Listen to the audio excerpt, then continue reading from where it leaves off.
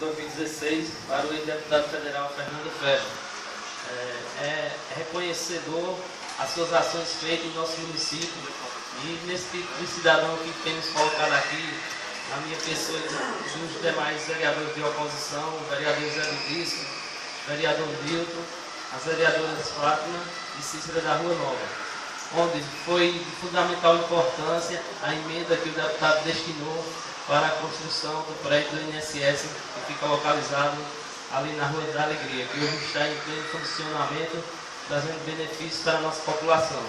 Quero só dar um destaque aqui sobre o deputado Fernando Ferro, que ele nasceu na cidade de Bom Conselho, no dia 5 de setembro de 51. Hoje ele atualmente é ex-deputado federal, ele foi deputado federal por 4 mandatos nos anos de 95 a 99, ou seja, entre 95 e 2011. E entre os anos de 93 e 94 foi vereador do seu mandato. Fica aqui feito o registro pela sua importância na construção do prédio do INSS, bem como na política do nosso município. Pelas poucas oportunidades que estive com ele, pude presenciar lá um político ético, correto e que de fato é voltado para o bem comum de uma sociedade como um todo, que é como deve ser os políticos, independente da sua instância. Então fica aqui o meu registro, fica aqui o meu agradecimento pela ação que ele tem feito, pelas diversas ações que ele tem feito no nosso município, trazendo só uma melhoria para a nossa cidade de São Bento do Una. Quero dar continuidade e falar sobre o projeto de lei 02 de 2016, o qual foi apresentado pela mesa diretora, que tem no seu artigo 1º, a partir deste projeto de lei, o loteamento conhecido por José Adailto 1 passa a se chamar bairro José Adailto 1 e suas ruas passam a ter a seguinte denominação.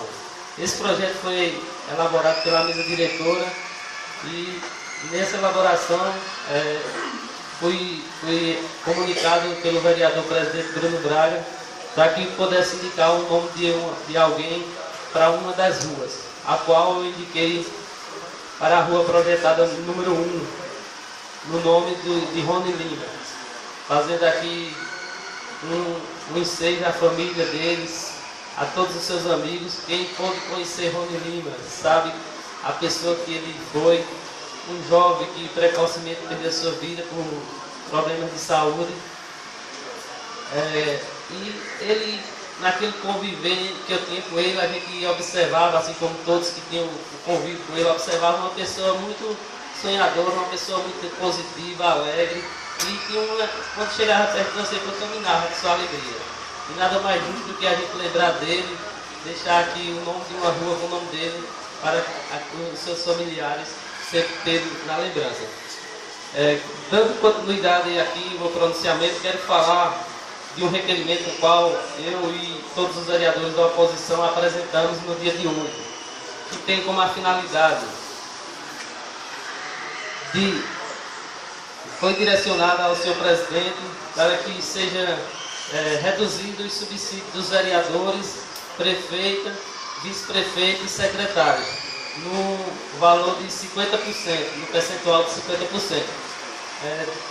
Nós, 5 vereadores da oposição, discutimos, debatemos muito sobre esse item e entendemos que no atual momento de crise que vive o nosso país, estado e município, devemos fazer a nossa parte e cortar na própria carne, para começarmos por nós. Então tenho certeza que esse requerimento só vai trazer benefícios para a população, tendo em vista que com a redução desse subsídio de 50%, esse percentual pode ser revertido em ações de obras, em ações sociais, em contratações de profissionais na área de saúde para atender a nossa população. Como a gente sabe, a nossa população precisa de muito de médicos e especialistas no ambulatório, o qual hoje se encontra sem nenhum médico especialista para atender a nossa população. Então nada mais justo do que a gente começar a cortar a partir de nós mesmos, porque isso aí é onde a gente fazendo um paralelo com outros municípios, tem município aí e manda projeto para aumentar os salários. E o nosso está sendo o contrário. A gente está fazendo o caminho inverso do natural da política que todos praticam, que é cortar o nosso subsídio, dando exemplo. Assim, tenho certeza que, sendo todos nós aqui positivos, tendo o êxito necessário nesse requerimento, tenho certeza que vai servir de exemplo não só para São Bento, mas também para o nosso país. Então são de ações dessas que os políticos devem fazer, que engrandece cada vez mais, não só a si mesmo, mas também a toda a população dos respectivos municípios, no caso de São Bento do Una. Eu quero aqui dar continuidade, falar sobre alguns assuntos que tenho acompanhado no dia a dia das minhas atividades. Estive na última sexta-feira no loteamento de Santo Afonso, precisamente na Rua 3, onde lá foi já feito várias denúncias, vários apelos pelos moradores daquela Rua 3, no que diz respeito, quando acontece de chover, a água fica empoçada naquela rua, entrando nas casas, e os moradores ali já fizeram diversas reivindicações, e ao passar de muitos tempos, o Executivo Municipal esteve lá, colocando materiais para fazer o serviço. Só que o serviço, passei lá ontem, encontra-se inacabado. O que a gente pôde presenciar é uma obra que está sendo feita de uma forma incorreta, onde, para concluir uma obra daquela ali, creio que se tiver uma boa vontade, der uma celeridade necessária, creio que ali em 8 dias está concluído. E pelo que eu tenho acompanhado, já está com mais ou menos 30 dias e a obra lá está parada, abandonada. E o pior de tudo é que numa epidemia dessa de dengue, chikungunya, de zika, lá a gente pode observar a água toda empoçada das chuvas, sendo lá um foco muito grande e muito perigoso para a saúde daqueles moradores. Então eu faço aqui um registro, uma cobrança à Secretaria de Obras e também à Prefeita do município, que de imediato mandou uma equipe, não para hoje, mas sim para ontem, para concluir aquela obra que se iniciou e que está lá inacabada. Eu quero aqui dar continuidade, falar ainda sobre a falta de médico no nosso município. Quando eu venho aqui e outros vereadores da oposição falar sobre a saúde do município, a gente está falando especificamente do ambulatório municipal. Aí muitos vêm dizer, quando a gente fala que está falando do hospital, o hospital tem médico, mas é uma obrigação do hospital ter um médico na emergência, porque o que a gente pode ver hoje se transformou uma emergência em um ambulatório, devido à ineficiência do município não colocar médicos lá alocados para atender a população. O que é que ocorre hoje? Nossa população, quando precisa passar no ambulatório, na falta dos médicos, que no município se dirige à emergência, ou seja, fica cada vez mais acumulando e o número de pessoas para o atendimento na emergência. Então, nada mais justo do que reconhecer que é um erro que no município não tem médico no ambulatório e de imediato colocar médico pediatra, colocar médico cirurgião, médico ginecologista para atender a nossa população, pois a nossa população merece um atendimento de saúde digno e à altura de cada um deles. E o contrário é o que vem acontecendo no nosso município, uma falta de respeito com a saúde do nosso município. Em contrapartida, eu quero aqui relatar que temos, nós da oposição, desempenhado papéis fundamentais na área da saúde, na ausência do município. Como eu acabei de citar aqui, o município não tem médicos no ambulatório. Em contrapartida, nós temos diariamente levado pacientes para Garanhuns. Quero aqui também fazer um registro e agradecer ao Dr. Gilson pelos seus serviços prestados à população de São Bento do Una, que são serviços fundamentais e importantes, temos conseguido inúmeras cirurgias fundamentais para a nossa população. E quero aqui ainda registrar que quando nós não conseguimos com o Dr. Gilson em Garanhuns aquelas cirurgias mais delicadas, temos procurado outras alternativas, levando para Caruaru, Recife.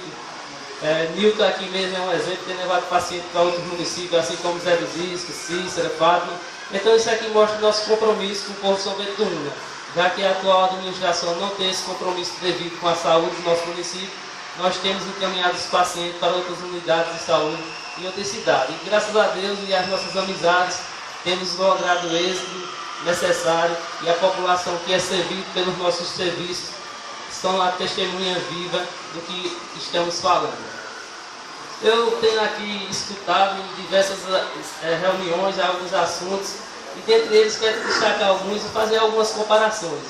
Eu vejo nesta casa, é dita aqui, fala-se tanto de Dr. Washington, não sei o que é que esse pessoal tem tanto contra o Dr. Washington, porque as ações do Dr. Washington tem conseguido, uma delas que falam tanto dos precatórios, ele tem conseguido, diante da sua profissão de advocacia, o qual é um profissional competente e tem logrado os êxitos em suas defesas, em suas ações, e a população que o procura está sempre ciente disso. E quero também registrar que quando uma ação é dada ganho de causa, independente das partes, quem dá o ganho de causa é simplesmente o juiz. Então, com a justiça, a gente não discute, com a justiça a gente cumpre. Porque eu vejo aqui muita gente que pode ter algum problema pessoal e às vezes leva para outro caminho. Mas eu quero falar também, nesse mesmo paralelo, esses mesmos que criticam o Dr. Washington, deveria lembrar que a senhora prefeita, quando trabalhava no INSS, como procuradora, ser prefeita, recebia a nossa população lá, quando procurava para dar andamento e entrada no benefício de aposentadoria. E em contrapartida, a senhora prefeita, em diversos casos aqui, já saía paciente de cadeiras de roda, chegava lá atrás do seu benefício, passava a sua vida trabalhando, chegava lá atrás do benefício e por ela era dado indeferido. E essas mesmas pessoas que tinham seus benefícios indeferidos recorriam na justiça e o juiz, a justiça, dava a essas mesmas pessoas que teve indeferido pela prefeita ganho de causa. Ou seja, deveria analisar também a postura da senhora prefeita lá no INSS, no que diz respeito a essas ações, e Dr. Washington. O que o Dr. Washington tem conseguido dos precatórios é o juiz que dá ganho de causa. E o que a senhora prefeita estava indeferido, o juiz ia lá e dava o contrário da sua decisão. E o nosso povo saía daqui para ser atendido por uma conterrânea e recebia um não tendo direito da aposentadoria. Então eu gostaria que os vereadores que tanto criticam o Dr. Washington comentassem essa situação. Porque como é que uma procuradora dá aposentadorias indeferidas e essas mesmas pessoas recorrem dessas aposentadorias e o juiz dá o ganho de causa a essas pessoas? Então havia ali um precedente de julgamento contrário às leis que regem todos os tipos de benefícios que lá era buscado pela população de São Bento do Una. Eu só lamento muito por todos esses cidadãos sobentenses que teve sua vida incluída nessas situações, nesses episódios. Mas graças à justiça de Deus e do juiz reverteram o que tinha sido dado contrário da senhora prefeita enquanto procuradora do INSS. Então eu gostaria até que fosse comentado para a população tomasse o conhecimento devido. Quero aqui dar continuidade ao meu pronunciamento e falar sobre o portal da transparência. Falei na reunião passada, 8 dias se passaram e o portal ainda encontra-se fora do ar. Estou aqui com o relatório imprimido do portal da transparência no dia 30/3, hoje, às 8h20 da manhã. Ou seja, devido àqueles acontecimentos que nós fizemos, denúncia ao promotor, teve professoras que denunciaram outras professoras, e após esse episódio, coincidentemente, o portal da transparência saiu do ar e até hoje encontra-se fora do ar. Cadê a transparência do município? Nenhuma nota se é colocada para dar explicação. E não foi por falta de cobrança, nem por falta de aviso. Que na reunião passada cobrei aqui, no programa da rádio que a gente tem o programa O Povo Quer Saber nas segunda-feiras. Levei ao conhecimento da nossa população, fiz novamente uma cobrança e o Poder Executivo Municipal, por sua vez, fica omisso a essa situação. E os fiscalizadores que precisam de ir lá encontrar informações necessárias para que possa fazer um embasamento da atual administração. Como é que fica? Espero que a partir da minha cobrança de hoje aqui possa ter um resultado positivo. Quero aqui dar continuidade e falar sobre o programa de governo da senhora prefeita, que eu já falei tantas vezes aqui, estou até com ele decorado aqui na mesa. Foi feito um plano de governo para angariar os votos. Depois que a senhora prefeita se elegeu, o plano de governo ficou de lado, está lá estacionado, caminhando a passos de tartaruga.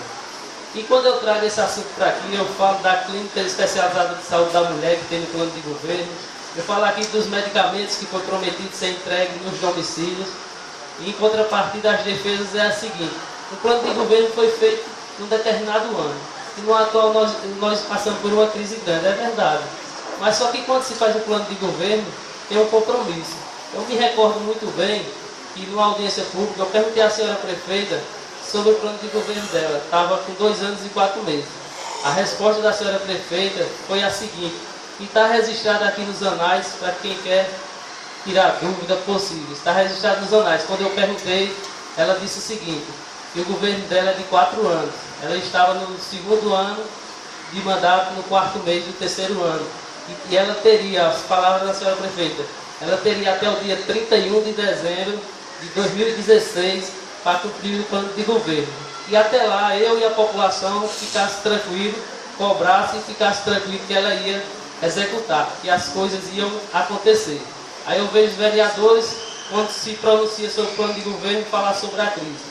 Eu acho que vou concluir, acho que os vereadores devem sintonizar o seu discurso com a prefeita, para não contradizer ela, porque os vereadores que vêm defender o plano de governo, dizer que não pode cumprir por conta da crise, diz desta forma, e a senhora prefeita diz que vai cumprir.